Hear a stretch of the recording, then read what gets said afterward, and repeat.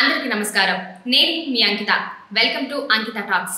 మా ఛానల్ ని సబ్స్క్రైబ్ చేసుకోకపోతే ఇప్పుడే మా ఛానల్ ని సబ్స్క్రైబ్ చేసుకోండి, లైక్ చేయండి, షేర్ చేయండి. పేపర్లో ఓ వార్త చదివిన భలే ఆశ్చర్యమైందబ్బా.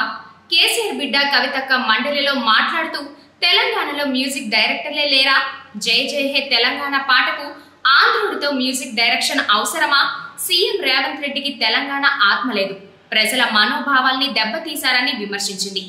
నాకైతే నవ్వొచ్చింది, ఆపుకోలేనంత నవ్వొచ్చింది.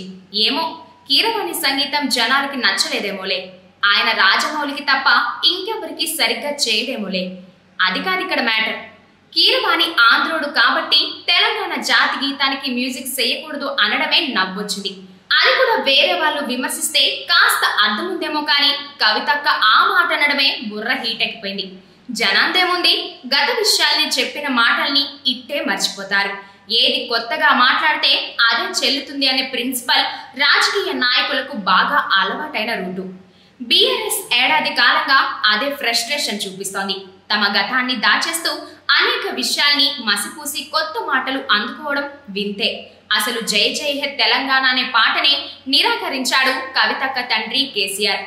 అసలు ఆంధ్రుడు సంగీతం అందిస్తే ఏంటి, ఎవరు చేస్తే ఏంటి, వాళ్ళు తెలంగాణ పాట చేయకూడదా, అవుట్పుట్ ఎలా వచ్చిందో చూసుకోవాలే కానీ ఆంధ్రుడు చేసిండు అనే ప్రాంతీయ భేదం ఏంటో మరి.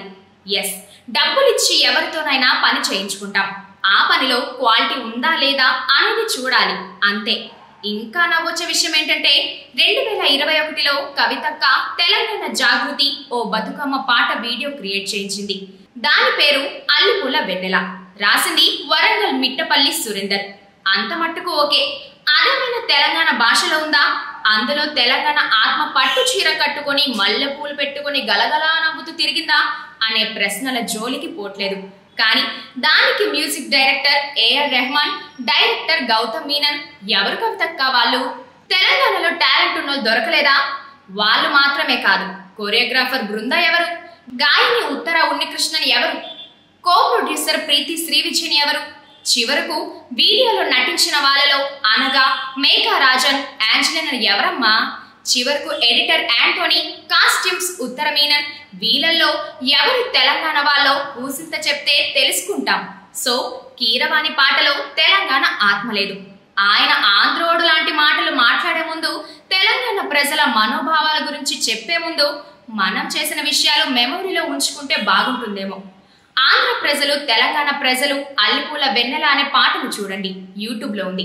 పాటలో తెలంగాణ ఆత్మ ఉందా లేదా, తెలంగాణ తాలూకు ఎమోషన్ ఉందా లేదా? ఒకటే కవితక్క, సంగీతానికి బౌండరీస్ లేవు, కులం లేదు, మతం లేదు, ప్రాంతం లేదు, అది ప్రకృతి. ఇలాంటి వాటిని కూడా రాజకీయం చేసి జనాల్లో ఏదో క్రియేట్ చేయొద్దు. తెలంగాణ ఆంధ్రప్రదేశ్ విడిపోవచ్చు, కానీ తెలుగు వాళ్ళం కదా, ఈ లాజిక్ మర్చిపోవద్దని నా మనవి. మీ అంకిత, రవి రిపోర్ట్స్.